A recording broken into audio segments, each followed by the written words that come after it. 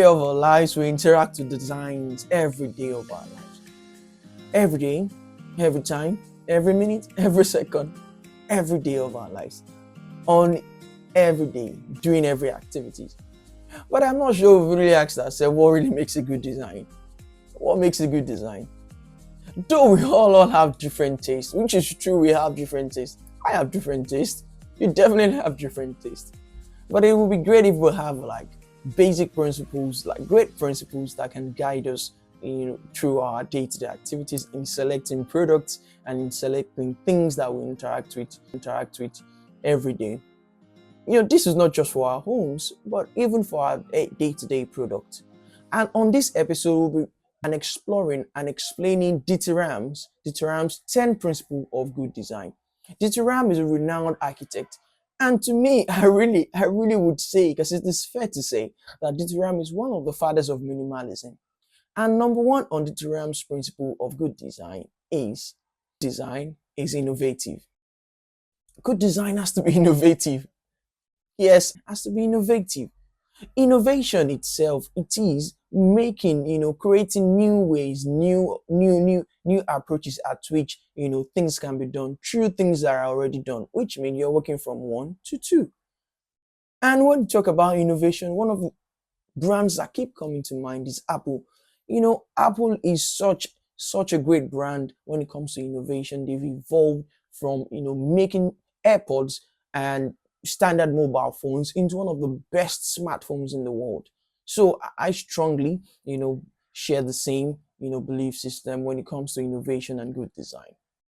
Number two, a good design makes the product useful. I strongly would, I would re-echo this over and over again, even myself as a designer, practicing for quite a number of years, close to 6 years plus in that design industry.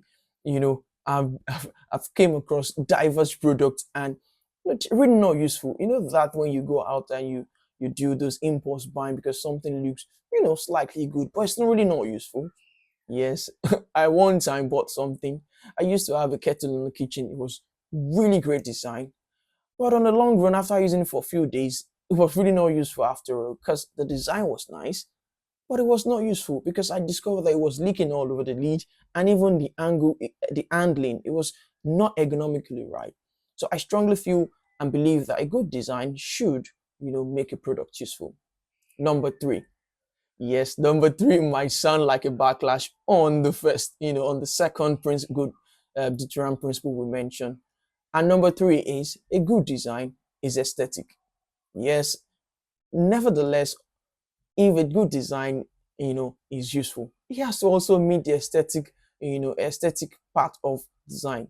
I mean, I want to own products that when I have it or when it's around me, it sparks joy from within. I don't just want to own it because it's just functional. It has to also look great. Yes, a good design is aesthetic. Take for instance, that shirt that you want to buy or that sofa in your living room. It is functional. It is useful because you can turn it into a day bed. At the same time, you can have it, you know, sit over it and watch TV. And it also looks good because it's made of velvet. Exactly my point. A good design has to be aesthetic. Yes. Number four, a good design makes a product understandable. Yes, who wants to use a product that is not understandable? It should be dummy proof. That is why it is a good design. You want to skip all of the process of reading through the manuals, before you can use, a product. For me, I strongly, would always frown again all those facets in the kitchen that does not have hot or cold controls. Yes, all those facets where you don't even know where the hot or the cold, control is, because it leaves you in between burning yourself and getting yourself the good water you need. Yes, or as an architect, I've interacted with, different design whereby we see, handles on doors without the push or the pull signage. And I'm wondering, am I to pull? Am I to pull? Am I to push? Am I to pull? Because really understand, a good design, just like Dijaram said, has to be understandable. You have to be able to understand the design without even having to go through the manual. A good design is dummy proof. in that sense. That literally is a layman. I know, yes, we would say, why are we, going all back to elementary? But if we'll be diving into making very wonderful spaces for ourselves, if we'll be diving into procuring for our spaces, we need to understand these principles. And that takes us to number five. A good design is unabrasive. Yes, unabrasive. And when we talk about a good design and being unimpressive, one of the things that comes to mind is our mobile phones. Yes, our mobile phones. Our mobile phones has evolved into becoming one product, one device that we can do almost everything on every day, based on how unimpressive these designs are. We have our alarms on it, we have our notes on it, we have our clock on it, we have different things, and we make calls with different things you can do with your phone. That's brought about like seven things into one, and you put it in your pocket and you move about with it.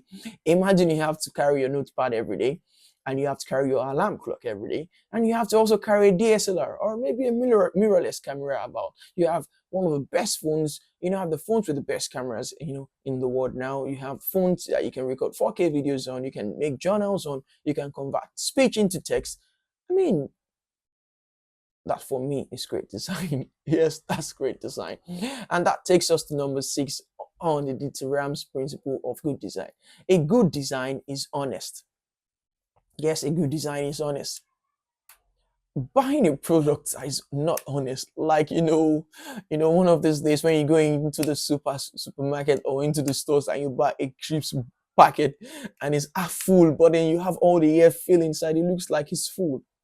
Or you go into one of the furniture outlet and you see a sofa that looks very soft, but it's not really soft. That's not honest. A good design has to be honest. You have to get exactly what you are buying when you buy a good design. That takes us to number seven.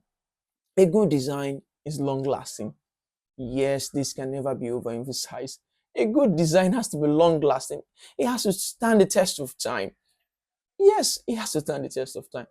I've had a a PC for a while now, and after using it for quite a number of years, it still stands strong. It was really good, and that for me is a good design. Apart from it meeting my needs, it also stand the test of time.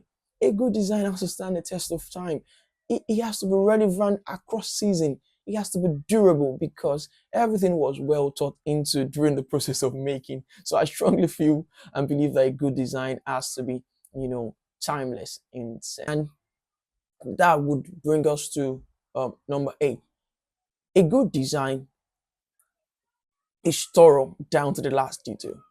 Yes, a good design is thorough down to the last detail. When it comes to details and design, I strongly feel like the German cars, they they go all out when it comes to detail in their cars. Because German car interiors, they go all out, to the minutest details in the design process. And that's one of the things that makes them stand out. I strongly feel and I strongly believe that a good design has to, be thorough all through to the last detail. And number nine, a good design has to be environmental friendly. Yes, we can't we can't overemphasize how environmental friendly a good design should be. Yes, it is 2024. We are trying to go sustainable, in everything we do. And these principles have been even way back. And this is the Ram, thinking into the future way back when he made this principle. It has to be environmental friendly.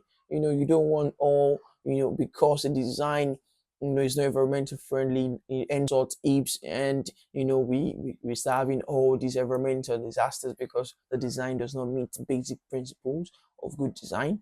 So I strongly believe that good design should be environmental friendly.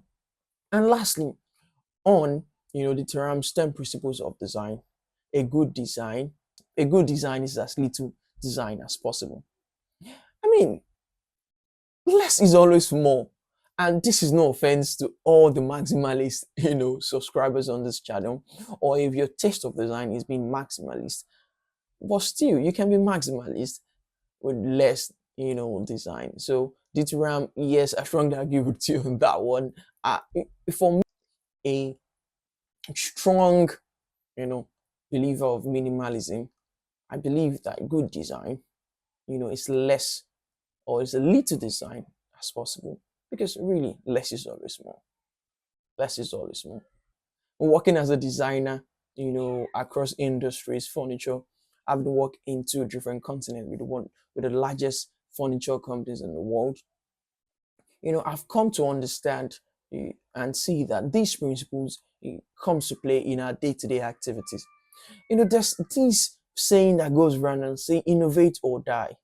Yes, either you innovate or you die. I mean, it might sound a little bit overboard, but one of the reasons why we're still here is because we kept on innovating. We've always innovated. Design trends has innovated. Everything has innovated. Time in, time out. Time in, time out. Time in, time out. We are all the designers of our own homes and also the designers of our lives. But I strongly believe that you learn one or two stuff from here, and see you on the next one. Okay.